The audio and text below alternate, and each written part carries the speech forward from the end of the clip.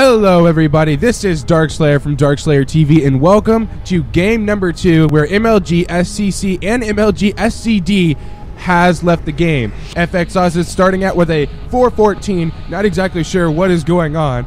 Anyways, game number 1 was absolutely amazing. That cannon rush into DRG's natural forced a roach all-in on Oz. However, excellent cannon preparation made it easy work for the cannons, and probes had to be pulled, and sentries. Get that. Probes and sentries finished off the last few roaches because they were so injured because of the cannons. It was an excellent play by Oz, seeing that there wasn't the scouting overlord by DRG, and it just made for one hell of an interesting game. Now, I could be wrong. However, I believe the map choice was for DRG. I'm pretty sure it does go into the loser picks map. And excellent extractor trick there by DRG. You don't actually see that very often, or at least I haven't noticed it very often from Zergs anymore, and DRG still wanted to do it. But he went ahead and chose Daybreak. And I think I know why he chose Daybreak. Zerg loves Daybreak. If you look at this map, you can see that the natural is obviously very well secured. It's wide and open, which means he can get lings into the Protoss base. He can attack from, well, yeah, it's wide and open. Zerg likes wide and open. The third base is rather easy to get. The fourth base is once again rather easy to get. And this map specifically has perfect open zones, like right here, right here, right here. So many open zones to put your Broodlords in to deal massive damage to the Protoss army. And pylon block coming here from Oz, keeping DRG from expanding. Even to go ahead and go to his third base, DRG does see it, and I do believe he did go pool first, so this should get cleaned up, as Oz didn't cancel the pylon, so he wants to cause as much damage as possible, but it is a bit of an investment coming in from Oz, which means this Nexus will be delayed, but not by very much, and he will be able to see the timing on the Lings, as they will have to stay at home and not leave the base to go to Oz's base. And not even able to take his third right now. Oz is just on it and keeping DRG on one base, but the Lings are on the way.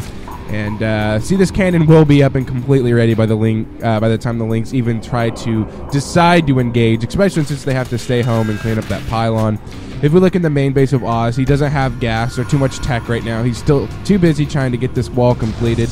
We do have the gateway going down here for Oz.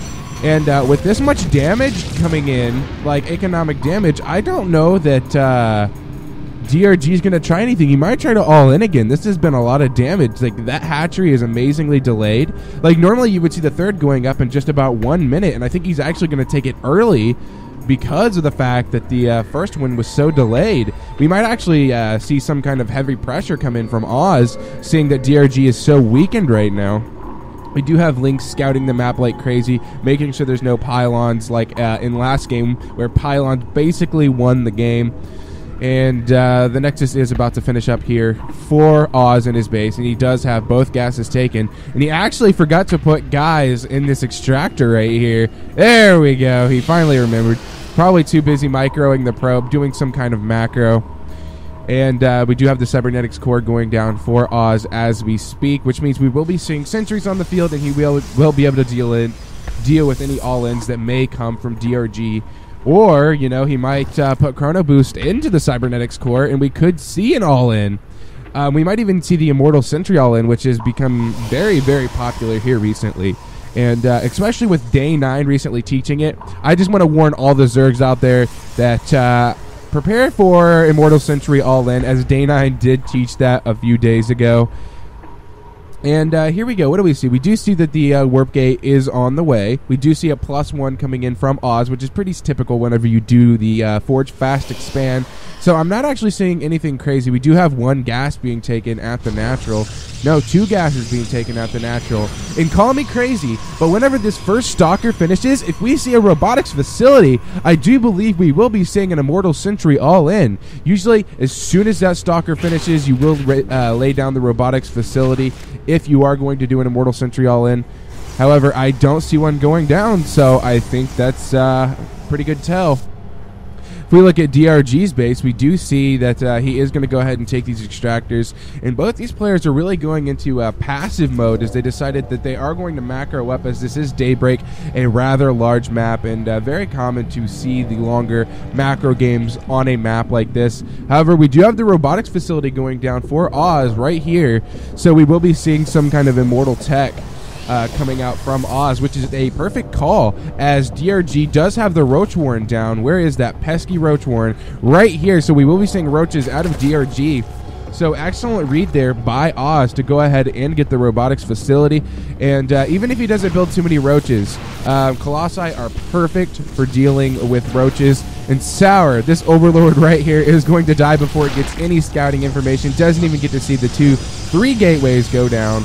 So now we've got a total of 4 gateways in a robotics facility, which means we do have a warp prism on the way. So we won't be seeing immediately immortals. We're going to go straight into a warp prism to do any kind of harassment, as this is a perfect map for it. As I was saying earlier, so much dead space in this map, especially behind your bases, making warp prism and mutalisks and all kinds of things like that. Excellent play, or an excellent thing to do whenever you are on this map. We do have a Spore Crawler going down in a very odd location for DRG. It's almost like he's expecting DTs. And you know, I really don't blame him to expect DTs, as there was no attack in the main base whenever that Overlord did go down. And here we go. We do have a Warp Prism now flying across the map. However, a scouting Zergling does see it. It does have 3 sentries and a Stalker, so we might be able to see a force field on the main ramp, which will keep DRG outside of his base. And that's whenever you... Yes, you will force field this right here and then warp in the main base. However, DRG is pretty much ready for it. He knows that the Warp Prism is on the way, and what is DRG going to do? He's already got a full Warp Prism. Oh, these 4 Zealots are hit the main, or the front right here, so that way these units do have to be pulled. However, DRG smartly splitting up his units, and here comes the Warp Prism. Going to go ahead and go straight to the back of the mineral line, trying to get away from that Queen. However, the Zerglings and Roaches are going to prevent it from dropping too many units. Actually, no. Is Oz going to do it? Is he actually going to make all the units stay in the main base? No. I don't know what this Warp Prism's doing. It needs to do something now, though. DRG is getting ready. Oz, what are you going to do? Oh, man, your Warp Prism's losing so much health. You do drop a Stalker, and you're starting to drop all the sentries because it's about to die. And here we go. You are in the back. Excellent place for force fields. We'll keep the roaches from getting to your army. But what do you plan on doing with these units? He does pick up the sentry as it almost dies. That was an excellent micro chick there from Oz, and it is going into the prism mode, so it can start to warp in. However, no, he decides to get the hell out of there as the force fields do run out and the roaches and lings do get in. And he's now going to start trying to fly away. In the meantime, we do have Colossus production going on in the background. Lots of robotics units going down for Oz, really committing into that Robo Bay. And we do have the Spire now on the way for DRG. The Spire is going to, which does mean Mutalisk, as we are on 3 bases, and as you watch, his gas count will slowly go up. And he has to get the Mutalisk on the field because this Warp Prism can cause so much damage. And the Mutalisk really deal with that Warp Prism well. We do see a 3rd base now going down here for DRG. And if we look at the replay time, I'm really confused. It says there's 6 seconds left. Oz left the game. There's the what? Hold on. Did I miss something? Maybe this Zergling right here pissed Oz off so much that the Warp Prism got shut down. He goes to take his 3rd base, and there's a freaking burrowed Zergling. And it made Oz just so aggravated, he decided to leave the game. I really have no idea. Was this a faulty replay? I don't know. Regardless, I guess that means it's 1-1 in this best of 3. Let's go ahead and move on to game number 3 between DRG and Oz.